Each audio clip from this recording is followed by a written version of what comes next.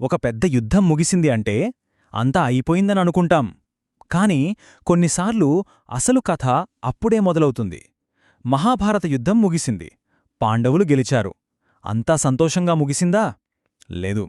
ఆ విజయానికి వాళ్ళు చెల్లించిన అసలు వెల ఏంటి? ఆ తర్వాత ఏం జరిగింది? అదే ఈరోజు మనం చూడబోతున్నాం. గంగానది ఒడ్డున సీన్ ఊహించుకోండి. గెలిచిన పాండవులు వచ్చారు. వాళ్లకి పూలదండలు, జయజయధ్వానాలు వినిపించలేదు. వినిపించిందేంటో తెల్సా? వేలమంది కౌరవ స్త్రీల ఏడుపులు, వాళ్ల గుండెలు పగిలే రోదనలు. భర్తల్ని, కొడుకుల్ని, అన్నదమ్ముల్ని కోల్పోయిన వాళ్ల కన్నీళ్లే పాండవులకి స్వాగతం పలికాయి. ఆ క్షణంలో వాళ్లకు అర్థమై ఉంటుంది వాళ్ల గెలుపు ఎంత ఖాళీగా ఉందో. సరే, పాండవులు పెద్దయిన కదా అని ధృతరాష్ట్రుడికి గౌరవంగా నమస్కరించడానికి వెళ్లారు. ఆయన కళ్ళులేని రాజు, పైకి చాలా ప్రశాంతంగా ఉన్నాడు. కాని లోపల అగ్నిపర్వతంలా రగిలిపోతున్నాడు. తన 9 కొడుకులు చనిపోయారు. ముఖ్యంగా తనకి ప్రాణమైన దుర్యోధనుడిని చంపిన ఆ భీముడిమీద అతని కోపం కట్టలు తెంచుకోవడానికి రెడీగా ఉంది. క్షమించేశాను నాయనా అన్నట్టుగా ధృతరాష్ట్రుడు భీముణ్ణి దగ్గరికి పిలుస్తాడు. రా, నిన్ను కౌగలించుకోవాలి అని. కాని ఆ కౌగిలి వెనక, ఆ పినుపు వెనక ఉన్న చంపెయ్యాలన్న ఆలోచనని కృష్ణుడు పసిగట్టేశాడు. ఆ కపట ప్రేమ వెనక దాగున్న ప్రమాదాన్ని ఆపడానికి వెంటనే రంగంలోకి దిగాడు. ఇక్కడే కృష్ణుడు తెలివి బయటపడుతుంది. వెంటనే తన మాయతో అచ్చం భీముడిలాగే ఉండే ఒక ఇనప విగ్రహాన్ని సృష్టించి ధృతరాష్ట్రుడి ముందుకి తోస్తాడు. ఆయనకు కళ్ళు కనపడవు కదా, తన చేతుల్లోకొచ్చింది మనిషి కాదు, ఒక విగ్రహం అని ఆయన గ్రహించలేకపోయాడు. భీముడిని చావునుంచి కాపాడ్డానికి కృష్ణుడు వేసిన ఒక మాస్టర్ ప్లాన్ ఇది. ఆ తరువాత ధృతరాష్ట్రుడు చూపించిన బలం అది మామూలు బలం కాదు. కొడుకులు చనిపోయారన్న బాధ, కోపం అన్నీ కలిపి ఆయనకి ఏకంగా 10,000 ఏనుగుల బలం వచ్చింది. ఆ బలంతో ఆ విగ్రహాన్ని నొక్కేశాడు. ఆ పట్టులో ఉన్నది ఒట్టి శారీరక శక్తి మాత్రమే కాదు, అది అంతులేని దుఃఖం, ప్రతీకారం. ఇక ఆ తర్వాత జరిగిందైతే ఎవ్వరూ ఊహించి ఉండరు. ధృతరాష్ట్రుడు ఆ ఇనప విగ్రహాన్ని తన చేతుల్తోనే ముక్కలు ముక్కలుగా నలిపేశాడు. ఆ ప్రయత్నంలో ఆయన నోటినుంచి రక్తం కక్కింది. ఆ రకంగా ఆయనలోని కోపం మొత్తం బయటికిపోయింది. చంపాలనుకున్నది భీముణ్ణి, కాని చివరికి చంపింది తనలో ఉన్న ప్రతీకారాన్ని అన్నమాట. సరే, తండ్రి కోపం ఇలా చల్లారిందో లేదో తల్లి శోకం మొదలైంది. ఇప్పుడు సీన్లోకొచ్చింది రాణి గాంధారి.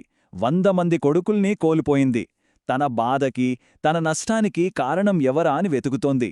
ఆమె కోపం ఇప్పుడొక భయంకరమైన శాపంగా మారబోతోంది. గాంధారికి, భీముడికి మధ్య ఒక పెద్ద వాదన మొదలవుతోంది. నా కొడుకుని అన్యాయంగా, అధర్మంగా చంపావు అని గాంధారి ఆరోపిస్తోంది.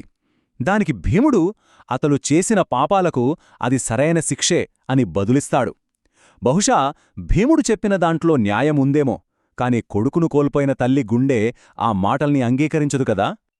కొద్దిసేపటికి గాంధారీ కోపం పాండవుల మీద నుంచి కృష్ణుడి వైపు మళ్ళింది.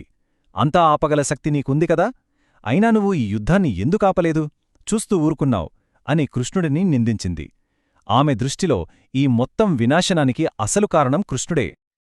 ఈ వినాశనానికి నువ్వే కారణం కాబట్టి నువ్వు శిక్ష అనుభవించాలి అని గాంధారి కృష్ణుడికి ఒక భయంకరమైన శాపమిచ్చింది.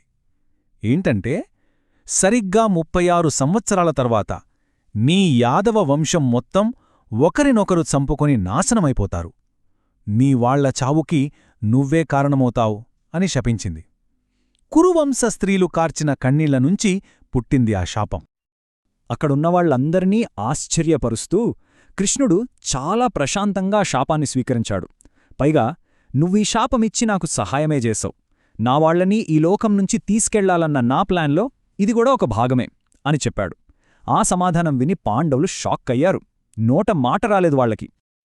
సరే, ఈ గొడవలన్నీ పక్కన పెడితే ఇప్పుడు సీన్ అంత్యక్రియల దగ్గరికి మారింది. చనిపోయిన వీరులకు నీళ్లు వదులుతున్నారు. కాని సరిగ్గా అప్పుడే ఇంకొక పెద్ద నిజం బయటపడబోతోంది. అది యుద్ధంలో కలిగిన బాధ కంటే చాలా పెద్దది. అందర్నీ కుదిపేసే నిజమది. అసలు ఒక యుద్ధం తీసుకొచ్చిన దుఃఖం కంటే బరువైన రహస్యం ఏముంటుంది? గెలిచిన వాళ్లకి వాళ్ల గెలుపుమీదే అసహ్యం పుట్టించే ఆ రహస్యమేంటి? ఇంతవరకు వాళ్లు పడిన బాధకు మించిన షాకేం తగలబోతోంది? ఆ రహస్యాన్ని చెప్పింది స్వయంగా పాండవుల తల్లి కుంతి.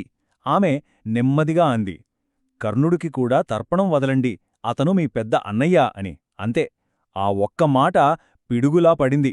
యుద్ధంలో వాళ్ళు ఎవరినైతే తమ బద్ధశత్రువుగా భావించి చంపారో ఆ కర్ణుడు వాళ్ల సొంత అన్నయ్య. ఆ క్షణంలో తెలిసింది ఆ నిజం. కర్ణుడి జీవితం మొత్తం ఒక విషాదమే. పుట్టిన వెంటనే తల్లి వదిలేసింది. సూతపుత్రుడని శిక్షణ ఇవ్వలేదు. గురువు శాపం పెట్టాడు. తనకు గౌరవమిచ్చిన దుర్యోధనుడి వైపే నిలబడ్డాడు. చివరికి తన సొంత తమ్ముడి చేతిలోనే చనిపోయాడు. విధి అతన్ని తన సొంత వాళ్లకే శత్రువుని చేసింది. పుట్టుకనుంచి చావు వరకు అతనిది ఒక అంతులేని విషాదగాథ. ఆ నిజం తెలిసాక యుధిష్ఠిరుడు కుప్పకూలిపోయాడు. ఆయన అన్నమాటలు చూడండి. ఈ విషయం నాకు ముందే తెలిసి ఉంటే ఈ యుద్ధమే జరిగేది కాదు కదా, కర్ణుడు మాతో ఉంటే మమ్మల్ని ఎవరూ ఓడించలేరు కదా అని విలపించాడు. రాజ్యాన్ని గెలిచామన్న ఆనందం కంటే అన్నయ్యని చంపామన్న పాపమే అతన్ని కాల్చేసింది. కుంతి చెప్పిన ఆ ఒక్క నిజం దుఃఖంలో ఉన్న యుధిష్ఠిరుణ్ణి ఇంకా ఎంతలా కుంగదీసింది. సత్యం తెలిసిన తర్వాత వాళ్లకి ఆ గెలుపు ఓటమికంటే దారుణంగా అనిపించింది. అసలు గెలిచింది ఎవరిమీద? సొంత అన్నయ్యమీదే కదా. ఆ బాధలో, ఆ దుఃఖంలో యుధిష్ఠిరుడు ఒక శాపం పెట్టాడు. ఈ రోజునుంచి ఏ స్త్రీ కూడా ఏ రహస్యాన్ని దాచిపెట్టలేదు అని. అది కోపంతో పెట్టిన శాపం కాదు, తన తల్లి దాచిన ఒక నిజం వల్ల కలిగిన భరించలేని నొప్పినుంచి పుట్టిన మాట అది. ఒక రహస్యం ఒక సామ్రాజ్యాన్నే నాశనం చెయ్యగలదు అని తెలిసాక ఇక రహస్యాలకే చోటు ఉండకూడదు అనుకున్నాడు. సో చివరికి కురుక్షేత్ర యుద్ధం తర్వాత ఏం మిగిలింది? వితంతువులతో, అనాథలతో నిండిన ఒక ప్రపంచం, ఒక రహస్యం వల్ల ముక్కలైన ఒక కుటుంబం, పశ్చాత్తాపంతో కుమిలిపోతున్న ఒక రాజు, నాశనం కాబోతున్న ఒక దేవుడి వంశం. గెలుపు పేరుకే, కాని అనుభవంలో మాత్రం అది సంపూర్ణ ఓటమి. వాళ్లు రాజ్యాన్ని గెలిచారేమో కాని అంతకంటే ఎంతో విలువైన దాన్ని కోల్పోయారు. ఇది మన ముందొక పెద్ద ప్రశ్నను ఉంచుతుంది.